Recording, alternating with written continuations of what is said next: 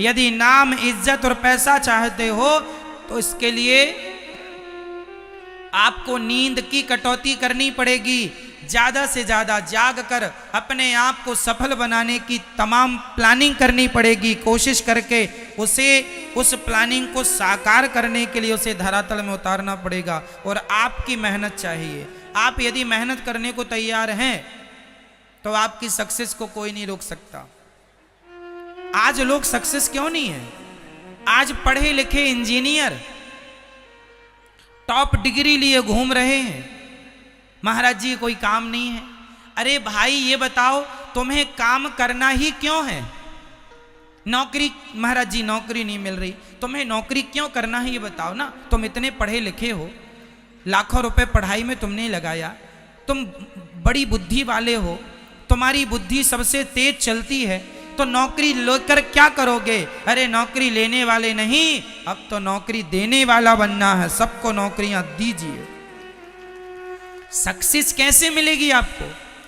उसके लिए आपको अपने दिमाग की भी एक्सरसाइज करनी पड़ेगी, ये लगाना पड़ेगा।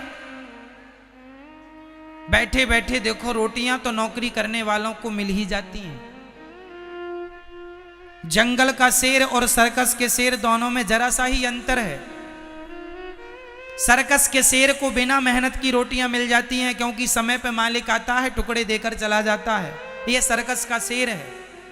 पर जंगल के शेर को अपने भोजन की व्यवस्था के लिए दौड़ना पड़ता है, पसीना बहाना पड़ता है। यदि आप पसीना बहाने को तैयार हैं तो आप सक्सेस होके रहेंगे, नहीं तो फिर टुकड़ों से तो गुजारा हो ही रहा है सर्कस के शेर की तरह।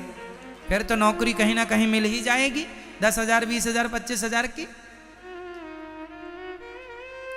क्यों? तो जंगल का शेर बनना पसंद करोगे कि सर्कस का?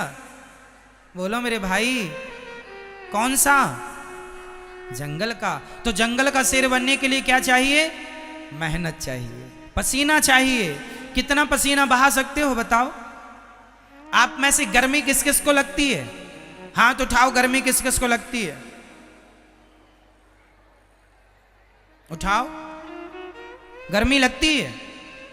ये बूढ़ी मैया है, अब तो हाथ ना उठाओ।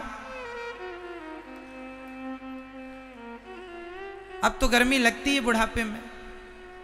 हम तो नौजवान भाइयों से कह रहे हैं, यदि तुम्हें गर्मी लगती है तो फिर तुम सक्सेस नहीं हो पाओगे। जवानी में 20 साल से लेकर 30 साल के छोरे को गर्मी लगे ना सर्दी, ना गर्मी गर्मी सी लगे, ना सर्दी सर्दी सी लगे, ना बारिश बारिश सी लगे, फिर देखो आप चांद और तारों की तरह ना चमके तो कह देना मैंने अपने जीवन में कब गर्मी आई कब चली गई, कब सर्दी आई कब चली गई, कब बारिश आई कब चली गई, मुझे पता ही नहीं चलता कौन सा मौसम आ गया। मुझे तो ये पता रहता है कि आज कथा का तीसरा दिन है कि कथा का चौथा दिन है। ये पता है कि आज कथा का तीसरा दिन है। मुझे ये भी नहीं पता कि आज तारीख क्या है। मुझे ये भी नहीं पता कि आज दिन गुरुवार है कि मंगलवार है। मुझे ये पता है कि आज कथा का तीसरा दिन है, बस। ना मुझे सर्दी से लेना, ना गर्मी से लेना, ना बारिश से कोई लेना देना। बदलते मौसम को मैं आनंद लेता हूँ मौसम का, पर मैं मौसम में परेशान नहीं होता मौसम से। ना जी, मुझे एसी ही चाहिए, इसकी कोई रिक्वायरमेंट नहीं है मुझे। ये एसी तो आज लगने लग गई। हमने तो अपनी सारी जिंदगी काम करते हुए पेड़ की छांव में, पेड़ की छांव को एसी मान के काम करके और जीवन आगे बढ़ाया है। हमने ज्यादा सुखमय जीवन नहीं जिया, अपने जीवन में ज्यादा सुख को प्रवेश नहीं किया। ज्यादा सुख से ना व्यक्ति सुख का आदी हो जाता है और उससे वो कमजोर हो जाता है। इसलिए गर्मी में तपो, सर्दी भी सहो और बारिश का भी आनंद लो और काम किसी भी हाल में ना रुके। मुझे याद है एक बार हम कथा सुना रहे थे, कहाँ पर? इंदौर और देवास के बीच में क्षिप्रा नदी के किनारे एक गांव है, नाम भी उसका क्षिप्रा ही है। वहाँ एक हमारे भैया जी हैं दिलीप अग्रवाल जी, उन्होंने कथा कराई। तारीख थी 25 दिसंबर से कथा शुरू थी। कथा के चौथे दिन या पांचवें दिन या छठवें दिन याद नहीं है, वो बहुत पुरानी बात हो गई। क्या हुआ, वो कथा साधना चैनल पर थी। ये बात बहुत साल पुरानी है। कथा थी और पानी भयंकर बरस रहा था। जहां लोगों को बैठना था वहां एक एक फीट पानी भर गया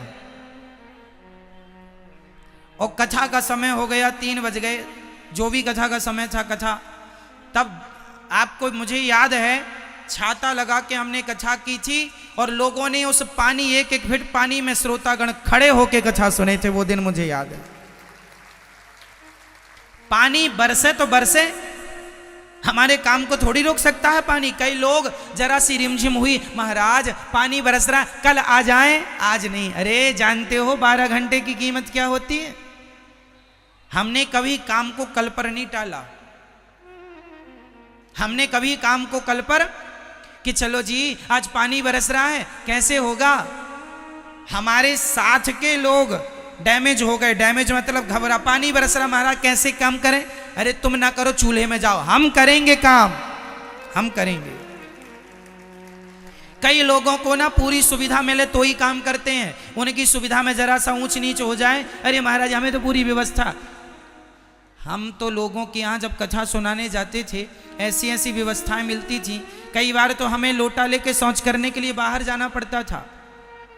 नहाने वहीं कथा होने वाली थी, वहीं नल लगा था, वहीं नहाना पड़ता, नहा के फिर जाओ, क्योंकि कोई अटैच व्यवस्था नहीं थी। गांव गांव में कथा सुनाने जाते थे, बिजली की व्यवस्था नहीं थी। गर्मी भयंकर, नव तपा में एक बार हमें याद है कि नव तपा चल रहे थे और एक जगह हम कथा में गए। उन्होंने कहा महाराज जी आपको कथा सुनाने आना है। हम उनका आग्रह टाल ना पाए, कथा सुनाने उनके गांव में गए। उनके गांव में कोई बिजली नहीं और उन्होंने रुकने की व्यवस्था हमारी कहाँ की।